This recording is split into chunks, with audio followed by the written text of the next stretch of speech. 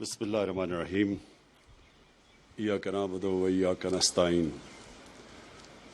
جام کمال صاحب، میرے federal ministers اور provincial ministers, senators, MPs, میں آج بڑی خوشی سے کہنا چاہتا ہوں کہ ہم نے انیشیٹ کیے پروجیکٹس بلوچستان میں، اور میں مراد سعید کی جو اس نے کہا کہ 15 سالوں میں 1100 کلومیٹرز کے منصوبے سڑکوں کے بنے تھے، اور انہوں نے پھر کہا کہ ہمارے 2.5 سالوں میں 3,300 کلومیٹر کے سڑکوں کے منصوبے بھی بن گئے اور کام بھی شروع ہو گیا. میں جان صاحب، آپ نے بات کی وہ جو خونی سڑک ہے، آپ نے کہا چمن سے کوئٹہ اور کوئٹہ سے کراچی، میں اس سڑک کے اوپر ڈرائیو کیا ہوا ہے. میں ڈرائیو کر کے گیا ہوں یہاں سے کراچی، تو مجھے بڑی اچھی طرح اندازہ ہے کہ وہ سڑک کتنی خطرناک ہے. وہ خطرناک اس لیے ہے کہ وہ ایک مین ہائی وے ہے اور اس کے اوپر سپیڈ سے لوگ چلاتے ہیں، اور کئی اس میں سٹریچز ہیں جدھر کوئی ٹریفک نہیں ہوتا. تو کیونکہ ٹریفک نہیں ہوتا، بڑی تیزی سے لوگ جا رہے ہوتے ہیں. تو اور وہ کیونکہ سڑک چھوٹی ہے تو اس کے اندر واقعی میں بہت خطرناک ہے. اور یہ بھی مراد سعید نے اس کے اوپر جو پبلک پرائیویٹ پارٹنرشپ کی بات کی، یہ بھی بڑی ٹرانسفارمیشنل ہوگی. میں سب سے پہلے تو جو اپنا فلسفہ آپ کے سامنے رکھنا چاہتا ہوں کہ ہر جو بھی پرائم منسٹر بنتا ہے، جو گورنمنٹ آتی ہے، وہ کسی نظریے کے اوپر آتی ہے، کوئی سوچ کے اوپر آتی ہے. تو میری جو سوچ وہ یہ کہ سب کامیابی، عزت اللہ کی طرف سے آتی ہے. اللہ اس کو عزت اور کامیابی دیتا ہے جو اللہ کی مخلوق کے لیے کچھ کرتا ہے. یہ جب سے اللہ نے دنیا بنائی ہے، یہ اس کے یہ اصول ہیں. یہ ضروری نہیں کہ وہ مسلمان ہی ہو. گنگا رام، ہم بڑے ہو رہے تھے تو گنگا رام ایک ہاسپٹل تھا، ساری دنیا اس کی تعریف کرتی تھی گنگا رام کی، کہ اس نے ایک لاہور میں اتنا ہاسپٹل بنایا، اپنے پیسے سے بنایا، گورنمنٹ کا ہاسپٹل نہیں تھا. تو جب تک رہے گی لاہور میں گنگا رام کا نام یاد رہے گا، مسلمان نہیں تھا وہ. تو جو دنیا کے اندر بھی، دنیا کی تاریخ آپ اٹھا کے دیکھ لیں، دنیا کبھی پیسے والے لوگوں کو، بڑے بڑے بادشاہوں کو یاد نہیں کرتی. دنیا ان لوگوں کو یاد کرتی ہے جو انسانیت کے لیے کچھ کر کے جاتے ہیں. لہٰذا آج بھی آپ جو بڑے بڑے ہمارے صوفی حضرات جنہوں نے اصل میں اسلام لے کے آئے تھے بر صغیر میں، آج بھی آپ چلے جائیں ان کے مزاروں کے اوپر، آج بھی لوگ جا کے فاتحہ پڑھتے ہیں، دعائیں دیتے ہیں، پیار کرتے ہیں ان سے، کئی 100 سال کے بعد بھی. کیونکہ وہ جتنے بھی صوفی حضرات تھے، بڑے انسان تھے، اپنی ذات کے لیے نہیں تھے. وہ انسانوں کے لیے، انسانیت کے لیے، دکھی انسانیت کے لیے وہ ان کے پاس لوگ جاتے تھے، ان کے مسئلے حل کرتے تھے. تو میں ہماری جب گورنمنٹ 2013 میں پختونخوا میں آئی، پختونخوا کا سب سے برا حال تھا. جو ساری وار آن ٹیرر کا نقصان ہوا تھا وہ قبائلی علاقے میں اور پختونخوا میں نقصان ہوا تھا. سب سے زیادہ کیجولٹیز، دہشت گردی وہاں تھی، اور وہاں لا اینڈ آرڈر کا یہ صورتحال تھی کہ تقریباً 500 پولیس والے شہید ہو چکے تھے، اور پولیس ڈیمورلائز تھی بالکل. اور کیونکہ وہ ایک ہی بزنس چل رہی تھی، باقی بزنسز بند ہو گئی تھیں، اور وہ بزنس یہ تھی کہ لوگوں کو وہ پکڑتے تھے، اغوا کرتے تھے، اور پھر پیسے دے کے لوگوں کو چھوڑتے تھے. تو پیسے والے لوگ پشاور سے اسلام آباد آ گئے تھے. تو مجھے یاد ہے 3 سال مجھے سننا پڑا، 3-4 سال تقریباً، جو باہر سے ہمارے مخالف سیاستدان وہاں جاتے تھے کہتے کدھر ہے نیا پاکستان، کدھر ہے نیا پختونخوا. ہر جگہ جو اس وقت کا پرائم منسٹر تھا وہ جا کے تقریریں کرتا تھا کہ بڑے وعدے کیے تھے نیا پاکستان اور نیا پختونخوا، کدھر ہے وہ. اور میرا ایک پرانا سیاسی دوست تھا، میرے ساتھ اسکول کے دنوں کا تھا، تو وہ نون لیگ میں تھا. وہ ایک دن اس نے بڑا سنجیدگی سے مجھے مشورہ دیا. کہتا دیکھو آپ اس باری پنجاب پہ کانسنٹریٹ کرو، کیونکہ پختونخوا میں تو اب آپ کی کوئی چانس نہیں ہے. ویسے بھی وہ جو پختونخوا کے لوگ ہیں وہ ایک ہی دفعہ ووٹ دیتے ہیں، دوسری باری کسی کو باری نہیں دیتے. لیکن جب رزلٹ آیا 2018 کا الیکشن کا تو 2/3 اکثریت ملی ہمیں پختونخوا کے اندر. میں آپ کو بتانا چاہتا ہوں کیوں ملی ہمیں. اس کی سب سے بڑی وجہ UNDP کی رپورٹ کے اندر آئی. اس UNDP کی رپورٹ میں یہ آئے کہ جس صوبے میں سب سے تیزی سے غربت کم ہوئی تھی وہ پختونخوا میں تھی. دوسری چیز کہ جس صوبے میں امیر اور غریب میں فاصلے کم ہوئے تھے وہ پختونخوا میں ہوئے. اور تیسری چیز انہوں نے کہی کہ جو ہیومن ڈیولپمنٹ، جو انسانوں کے اوپر سب سے زیادہ سرمایہ کاری کی گئی وہ پختونخوا میں ہوئی. تو وہ رپورٹ تو بعد میں آئی، رزلٹ پہلے آ گیا 2018 کا الیکشن. یہ میں آپ کو اس لیے بتا رہا ہوں کہ میرا جو نظریہ وہ یہ ہے کہ جو پاکستان کے اندر ابھی تک ڈیولپمنٹ ہوتی رہی ہے یہ اس کی وجہ سے پاکستان پیچھے چلا گیا. یہی 50 سال پہلے پاکستان 50-55 سال پہلے پاکستان کا دنیا میں سٹیچر کیا تھا. جب ہمارے سربراہ باہر جاتے تھے تو ان کو ریسپشن دیکھتے باہر کیسے ملتی تھی. یہی پاکستان UAE کے جب ہیڈ آتے تھے پاکستان میں تو اسلام آباد میں ڈپٹی کمشنر ان کو ریسیو کرتا تھا. یہی پاکستان کے ادارے، ہماری ڈگریز ساری دنیا میں ایکسیپٹڈ تھی.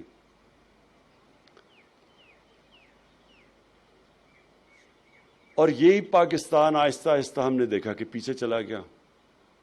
ایک وقت یہ تھا، مجھے یاد ہے میری کانوں میں نے سنا ہوا ہے کہ جب بنگلہ دیش بنا تو ہمیں تو بڑی تکلیف تھی، لیکن میں نے لاہور کے بڑے بڑے ڈرائنگز میں سنا کہ جی یہ شکر ہے بوجھ اترا ہمارے اوپر سے، اتنا بڑا جو بوجھ پڑا ہوا تھا، سائیکلون آتا ہے تو ہمیں وہاں پیسے دینے پڑتے ہیں ایسٹ پاکستان.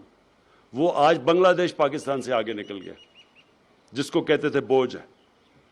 تو آپ اگر میرے سے پوچھیں تو کیا وجہ تھی اس کی وجہ یہ تھی کہ ایک اور UNDP کی رپورٹ میں آیا ہے کہ ایلیٹ کیپچر ہے پاکستان میں. ایک چھوٹا سا ایلیٹ ملک کے وسائل کے اوپر قبضے کر کے بیٹھا ہوا ہے. ڈیولپمنٹ بھی جو ہوتی ہے وہ ساری جو طاقتور ہے وہ کھینچ لیتا ہے ڈیولپمنٹ. چھوٹے صوبے بھی پیچھے رہ جاتے ہیں، وہ علاقے جن کے پاس انفلوئنس نہیں ہے وہ بھی پیچھے چلے جاتے ہیں اور غریب ہوتا جاتا ہے. اور چھوٹا سا طبقہ وہ آج اس کے پاس پیسہ ہے جو کہ بڑے بڑے امیر ترین ملک بھی ان کا مقابلہ نہیں کر سکتے. ہمارے جو حکمران ہیں وہ آج ان کے پاس جو پراپرٹیز ہیں لنڈن، کیونکہ میں جانتا ہوں اس علاقے میں پراپرٹیز لی ہیں، میں آپ کو یقین دلاتا ہوں کہ برطانیہ کا پرائم منسٹر بھی وہاں پراپرٹی نہیں خرید سکتا. امیر ترین لنڈن کے علاقوں میں ان کے پاس محلات ہیں. تو وہ طبقہ امیر ہو گیا اور باقی کام پیچھے چلی گئی، ملک بھی پیچھے چلا گیا. تو میرا جو ڈیولپمنٹ کا ماڈل ہے وہ یہ کہ میں یہ جو آج مراد سعید نے بتایا کہ ہم نے 3300 کلومیٹر کی صرف 2.5 سال میں بلوچستان میں سڑکیں بنائی یا ان کے منصوبے بنائے اور جو بنانے جا رہے ہیں، جبکہ پچھلے 15 سال کے اندر اتنے لمبے عرصے میں صرف 1100 کلومیٹر تھا. میں آپ اس کی وجہ بتا دیتا ہوں کیوں. کیونکہ بلوچستان سے جو اسلام آباد میں پرائم منسٹر بنتا ہے اس کو بلوچستان کی ووٹ کی ضرورت نہیں ہوتی. وہ 2 صوبوں کے اندر اگر پنجاب جیت جائے اور ایک اور صوبہ جیت جائے وہ پرائم منسٹر بن سکتا ہے. اس لیے بلوچستان کے اوپر وہ توجہ نہیں گئی، کیونکہ جو پاور سینٹر تھا اس کو ضرورت نہیں تھی بلوچستان کی. اور بلوچستان میں وہ کوآپٹ کرتے تھے لوگوں کو اپنے ساتھ، بڑے بڑے طاقتور لوگوں کو ساتھ ملا لیا، ان کو اچھے طرح نواز دیا، باقی بیچارے بلوچستان کے لوگ اور بلوچستان پیچھے چلا گیا۔ اس لیے آپ دیکھتے ہیں کہ 15 سالوں کے اندر صرف 1100 کلومیٹر کی سڑکیں یہاں بنائی گئی، جبکہ اس صوبے کو سب سے زیادہ کنیکٹیوٹی کی ضرورت ہے، کیونکہ اتنے بڑے فاصلے ہیں یہاں تو اگر آپ کنیکٹیوٹی نہیں دیں گے تو یہ تو پیچھے رہ جائے گا، علاقے بھی آپ کے پیچھے رہ جائیں گے۔ تو لہٰذا یہ مائنڈ سیٹ ہے، وہ ریفلیکٹ کرتا ہے ان سڑکوں کے اوپر، کہ مائنڈ سیٹ ہی نہیں تھا کہ ہم نے بلوچستان کو ڈیولپ کرنا۔ تو یہ میں آج جو آپ کو یہ چیزیں کہہ رہا ہوں وہ میں اس لیے کہہ رہا ہوں کہ یہ میرے نظریے کا حصہ ہے کہ پاکستان تب ڈیولپ کرے گا جب اس کا نچلا طبقہ اوپر آئے گا، اور جب اس کے جو علاقے پیچھے رہ گئے جب ان کو ہم ساتھ لے کے چلیں گے۔ جو ہم مدینہ کی ریاست کی بات کرتے ہیں اس میں بڑا امپورٹنٹ سمجھنا آپ کے لیے کہ وہ ایک یونیک ڈیولپمنٹ ماڈل آیا تھا۔ ان دنوں میں تو بادشاہ تھی، بادشاہ جو تھا اس کے ارد گرد لوگ امیر ترین ہوتے تھے، باقی رایا غریب ہوتی تھی، ساری دنیا میں یہی تھا۔ مدینہ کی ریاست میں پہلی دفعہ ڈیولپمنٹ کا ماڈل یہ آیا تھا کہ جو وہاں کے سربراہ تھے انہوں نے اپنے اوپر پیسے نہیں خرچ کیے، اپنے محلات نہیں بنائے، اپنے اوپر مہنگے مہنگے کپڑے اور ڈیزائنر سوٹس نہیں لیے، انہوں نے سب سے جو بھی بیت المال میں پیسہ آتا تھا وہ پہلے نیچے طبقے کے پاس جاتا تھا، غریب لوگوں کے پاس، بیواؤں، معذوروں کے پاس، یتیموں کے پاس۔ ایک کانشیس، ایک پہلی دفعہ فیصلہ کیا گیا تھا کہ ہم نے نیچے سے لوگوں کو اوپر اٹھانا ہے۔ اور یہ آج چائنا کی جو ڈیولپمنٹ اور یہ جو سب سے دنیا کی تیزی سے قوم اوپر جا رہی ہے، 30 سال پہلے چائنا کو دیکھو، آج دیکھو، کوئی تصور بھی نہیں کر سکتا تھا کہ دنیا کا اکنامک جائنٹ بن جائے گا، کیونکہ انہوں نے نچلے طبقے کو اوپر اٹھایا۔ پریزیڈنٹ شی نے ابھی اناؤنس کیا کہ ہم نے ایکسٹریم، کتنی ان کی 1.25 ارب کی آبادی ہے، انہوں نے کہا 1.25 ارب کی آبادی میں ہم نے سارا اپنا جو ایکسٹریم پاورٹی ہے وہ ختم کر دی ہے، سارے سیلیبریٹ کیا انہوں نے، وہ کام کیا جو دنیا کی تاریخ میں کسی نے نہیں کیا، 70 کروڑ لوگوں کو 30 سالوں میں غربت سے نکال لیا۔ تو یہ اصل میں تو اسی ماڈل پہ وہ جو مدینہ میں ماڈل لے کے آئے تھے کہ نچلے طبقے کو اوپر لے کے آنا ہے۔ اور دوسری چیز، چائنا نے اب اپنے جتنے بھی علاقے دور رہ گئے ہیں ان کو ڈیولپ کیا ہے۔ ان کا ایک وجہ یہ جو ہماری سی پیک کی جو روٹ ہے، جو کنیکٹیوٹی ہے، وہ اپنا جو ویسٹرن چائنا ہے وہ پیچھے رہ گیا تھا، تو اس کو کنیکٹ کرنے کے لیے ان کا خیال ہے کہ وہ تیزی سے، جب کنیکٹیوٹی ہوگی وہ تیزی سے ڈیولپ ہوگا۔ اور یہی ہماری بھی سوچ ہے کہ ہم جو ویسٹرن روٹ ہے، ہمارا بھی جو ویسٹرن روٹ ہے سارا، یہ بھی سارا پاکستان کا پیچھے رہ گیا۔ تو ہم جب ویسٹرن روٹ جو سی پیک کا ڈیولپ کریں گے وہ سارے اس علاقے کو کنیکٹ کر دیں گے جو پاکستان کے حکمرانوں نے ہمیشہ نگلیکٹ کیا، اس کی پرواہ نہیں کی اس علاقے کی۔ اور یہ جو آگے ڈیولپمنٹ ہوگی، اور ہم بڑے خوش قسمت ہیں کہ ہم یہ سی پیک کے اندر اور بی آر آئی کے اندر ہم شامل ہیں، اس کی وجہ سے یہ سارا جو ویسٹرن روٹ ہے، یہ وہ ملک جو کہ دنیا میں سب سے تیزی سے اب آگے بڑھ رہا ہے اس کو کنیکٹ کرے گا، اور ان علاقوں کو جو ہمارے ملک کے علاقے پیچھے رہ گئے ہیں، جس طرح اور بلوچستان ہے، پھر سارا قبائلی علاقہ اس میں آ جاتا ہے، سارا ویسٹرن روٹ ہے، یہ سارا ہمارا پیچھے رہ گیا۔ اور پھر اس کے ساتھ ساتھ ہم نے اپنے نچلے طبقے کو اوپر اٹھانا ہے، اور اس کے لیے مجھے بڑی خوشی ہے۔ جام صاحب، آپ نے بلوچستان کو تو ادھر لے کے آنا ہے، لیکن جو صوبے ہمارے ہیں 2، بلکہ تیسرا بھی اب آ گیا گلگت بلتستان کا، پختونخوا اور پنجاب، ہم سارے اپنے سارے صوبے کے لوگوں کو، ہر خاندان کو ہیلتھ انشورنس دے رہے ہیں، ہیلتھ کارڈ۔ آپ یہ سمجھ جائیں کہ اس سے بڑی ایک غریب خاندان کے اندر نعمت ہے ہی نہیں کہ ان کے پاس ہیلتھ انشورنس ہو۔ 10 لاکھ روپیہ ایک خاندان کے لیے کہ کسی بھی گورنمنٹ کسی بھی ہسپتال، گورنمنٹ نہیں، کسی بھی ہسپتال میں جا کے اپنا علاج کروا سکتے ہیں. یہ ہماری ایک وہ جو ہماری اب جد و جہد ہے ادھر پہنچنے کے لیے فلاحی ریاست کے اوپر، یہ سب سے بڑا ہم نے قدم اٹھایا. اور آپ کسی بھی غریب گھرانے میں آج جا کے پوچھ لیں کہ جتنی بڑی ان کو عذاب آتا ہے اس غریب گھرانے میں جب کہ ایک بیماری آ جاتی ہے. تھوڑا سا بجٹ ہوتا ہے، جیسی بیماری آتی ہے وہ سارا وہ خاندان جو کہ غربت کی لکیر سے اوپر بھی ہے، بیماری کی وجہ سے وہ نیچے چلا جاتا ہے، قرض مقروض ہو جاتا ہے. تو اس لیے ہیلتھ کارڈ، اور یہ بھی آپ سے ہم ڈسکس کریں کہ بلوچستان یا آپ کا بھی سارے علاقے میں ہر خاندان کے پاس ہمیں جانا چاہیے. اس کا جو اگلا فائدہ آپ کو ہوگا کہ ایک ہیلتھ سسٹم آپ کا پورا ڈیولپ ہو جائے گا. پرائیویٹ سیکٹر آئے گا ہیلتھ سسٹم کے اندر. اب تک کیوں نہیں پرائیویٹ سیکٹر جاتا دیہات علاقوں میں ہسپتال بنانے کے لیے؟ کیونکہ لوگوں کے پاس پیسہ نہیں ہوتا، اس لیے وہ شہروں میں آ جاتے ہیں. لیکن جب ہیلتھ کارڈ آ جائے گا، جب ہر غریب خاندان کے پاس ہیلتھ کارڈ ہوگا، تو تب وہ جائیں گے غریب علاقوں میں، دیہاتی علاقوں میں، کیونکہ ان کو تو پیسہ ملے گا. اور پھر مقابلہ بھی ہو جائے گا گورنمنٹ ہاسپٹل پرائیویٹ ہاسپٹلز آپس میں، کیونکہ لوگ تو ادھر جائیں گے جدھر ان کو علاج بہتر ملے گا. تو جب وہ کسی بھی ہسپتال میں جا سکیں گے تو ہسپتالوں کے اندر مقابلہ ہوگا. جو ہسپتال ٹھیک علاج نہیں کرے گا، گورنمنٹ ہو یا پرائیویٹ ہو، ادھر لوگ نہیں جائیں گے اور وہ آٹومیٹکلی گورنمنٹ ایکشن لے گی.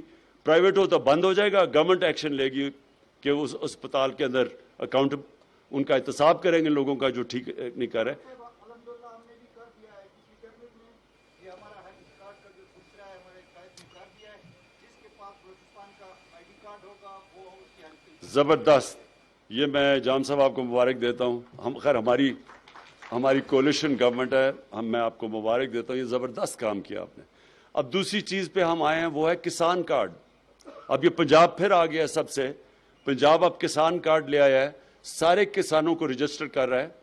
اور زیادہ تر 97% آپ کو پتہ ہے کسان پاکستان میں چھوٹے، جن کے پاس چھوٹے لینڈ ہولڈنگ ہوتی ہے، زمین تھوڑی سی ہوتی ہے، تو ان کو اب ہم کسان کارڈ لے کے آ رہے ہیں، رجسٹر کر رہے ہیں، کسان کارڈ دے رہے ہیں. ڈائریکٹ سبسڈی ان کو دیں گے. ابھی تک جو ہم سبسڈی کرتے ہیں وہ ڈائریکٹ نہیں ہوتی، وہ طاقتور زیادہ وہ لے جاتا ہے بجائے کہ وہ غریب لے کے جائے. تو اب ان کو ڈائریکٹ سبسڈائز کریں گے، کھادوں میں، کیڑے ماری دوائیوں میں، اور وہ بیج کے اندر ان کو ہم سبسڈائز کریں گے تاکہ ہم اپنے کسان کو اٹھائیں گے. کہ ابھی تک بدقسمتی سے جو ہمارا چھوٹا کسان ہے اس کے لیے تو کبھی کسی نے کچھ نہیں کیا. جو بھی فائدے ہوتے تھے وہ بڑے کسان لے جاتے تھے. تو جب چھوٹا کسان اٹھے گا، اس کی پروڈکٹیوٹی بڑھے گی، سارے ملک میں خوشحالی آئے گی، غربت بھی کم ہوگی. چائنا نے بھی یہ کیا تھا. انہوں نے جب غربت کم کی تھی تو وہ سب سے پہلے چھوٹے کسانوں کے پاس گئے تھے، ان کو انہوں نے اوپر اٹھایا تھا.